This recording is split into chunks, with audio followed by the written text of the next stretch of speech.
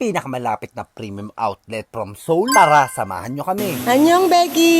Yun! At si Bito pa nga ang nag-intro. Annyeong, Becky! Andito nga kami ngayon sa Itaewon Station. Bumaba sa Gongdeok Station para mag-transfer. Very summer na nga dito sa South Korea. Kaya naman very thankful dito sa may Jisoo Light 3-in-1. Bukod sa may power bank ka na, matagal malobat at may flashlight. At pagdating nga namin dito sa Gimpo International Station, pagdating mo ng station, itatawid ka lang para mag-transfer. Yes, at katapat nyo lang paglabas nyo ng train. Another transfer na naman nga ito. At isang station lang ang inyong lalakbayin. Ito nga yung Gewa Station, ang last station. At sa exit number 1 or 2 lang kayo lalabas. At paglabas nyo ng exit, tatawid lang kayo ng kalsada at makikita nyo sa kabilang side yung bus stop station. Number 16 nga yung number ng bus. Pero marami pang choices. Magtanong na lang kayo sa driver kung dadaan sa Hyundai Premium Outlet. Pwede rin naman kayo mag-taxi, lalo kung 4 or 3 lang naman kayo. At kung gusto nyo ng komportable kayo sa biyahe, wala pa naman 30 minutes ang biyahe sa bus. At lalong walang 20 minutes ang biyahe kapag nag-taxi kayo mga Becky. Walang traffic dito dahil probinsya at malayo na sa Seoul. Ilang minuto nga lang ay makakarating na kayo dito sa may premium outlet. At dito na nga natin masusubukan si Maya Black Credit Card for the first time na ikakaskas natin internationally. Dito nga sa Ray-Ban ng ating first stop. Sakto nga at may mga sales sila from 40% up to 70% off mga Becky. Ito nga agad ang napusuan ko. Mahilig nga ako sa shades. Bukod sa watch, Jordan shoes at caps, hilig ko rin naman talaga ang shades. From 268,000 Korean won nga, 99,000 Korean won na lang ngayon. Or 4,065 sa Philippine pesos. From original price na 11,000 pesos plus. Malaking discount na yun in fairness. Reminders lang, merong 2.5% foreign currency na conversion pag ginamit mo ang card sa abroad. At alam mo bang pwede ka rin makiipon ng miles point? Sa every 40 pesos na spends mo, magkakaroon ka ng 1 Maya miles point na pwede mo gamitin pang travel soon or convert as a cash. Download Maya apps now and use my referral code.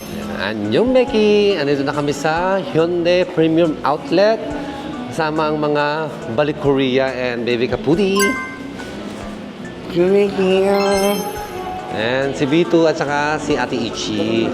At ang mga may-ari ng BPI Banks.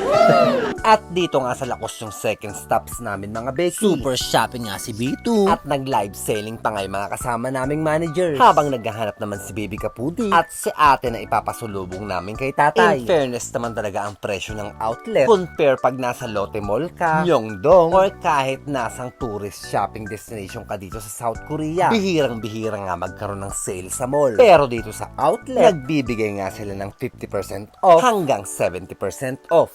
Puro bogus buyer ba? It's time po na naman tayo ng Coach. Tayo kami sa Gucci. Sa Gucci pala. Wala na yung bet ko na bag. Sold out na. Kaya dito tayo sa katotohanan. Coach. Ayun yung mga may-ari ng BPI Philippines. Pumipili na sila dahil. Wala tayong buyer eh. Wala pang buyer. Wala pa daw buyer. At dito nga almost naka 50% off lahat ng mga men's bag. From backpack, sling bag, pati yung mga messenger bag. Nakapili na nga agad si Baby Kapudi. Kaya naman kaskas again with our Black Maya credit card. Napakadali naman talagang gamitin. Matatrack mo ang iyong transaction. I-open mo lang via apps. May option ka rin na i-freeze yung card pag alam mong hindi mo gagamitin. Kaya naman isa yun sa mga bagong features ng Black Maya credit card na wala sa ibang credit cards. Kampante kang safe na hindi ma-access ng iba yung credit card mo. Inabail na nga rin ni Baby Kapudi yung free bag tag. Personalized siya. Ikaw ang gagawa ng design. Kaya naman un-arm mo pa siya makukuha. At habang inaantay nga namin yun, nag-ikot-ikot nga muna kami. At dito nga kami napunta sa Michael Kors. 70 to 30% off pa rin nga dito. Okay, agisimida. No vlogging? Pinagbawalan pa nga ako mag-video. Kaya naman hindi ko mapapakita sa inyo yung mga sale na products. At nung may mga nakuha na nga yung mga kasama ko at magbabayad na, dinedma na ako sa pagbibideo. Awarding. Nakabili rin kami dito ng 2 bag. Ayan, naka 1-0 na si Baby Kapudi at saka si Sir Jeff.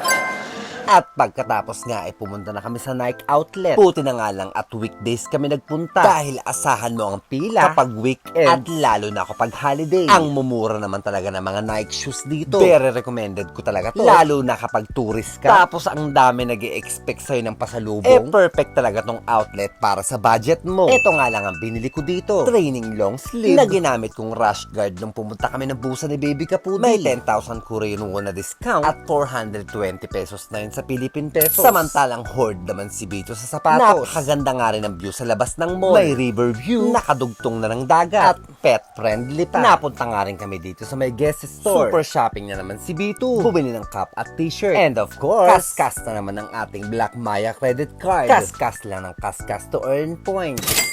Napunta rin kami din sa may Calvin Klein at may buy one take one. Ang mahal kaya sa Pilipinas ng isang t-shirt na to, if I'm not mistaken, nagre-range ng 5,000 to 6,000 Philippine pesos para sa isang Calvin Klein t-shirt. Pero dito, 62,000 Korean won at 69,000 Korean won ng isang t-shirt. 1 plus 1. Kaya naman kung ano may pinakamahal na presyo ng t-shirt, yun ang ipapunch at makukuha mo na yung isa for free. So parang 2,550 pesos para sa dalawang Calvin Klein na t-shirt. At nagbalik na nga kami dito sa may Lacoste para bayaran yung mga na-reserve nila kanina. Nabudol pa nga namin si Bito para bilhin tong Lacoste long wallet. Naka-sale naman at 70,000 Korean won na nga lang siya. Ayun, lalambot na daw si Bito at di na makakatulog mamaya.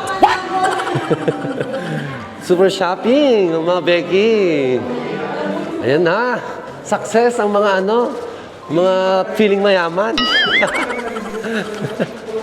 Bumili ka niyan ginusto mo yan, di ba? Buhatin nyo yan. At eto na nga yung pre-bag tag ni Baby Kapudi. Personalized leather tag na pwede mong isabit sa iyong mga bag. Umuwi na nga rin kami after namin ma-decline. Charot! Hindi na nga kami dito kumain kasi gusto nila mag-unli sangyupsal. Finish na ang shopping.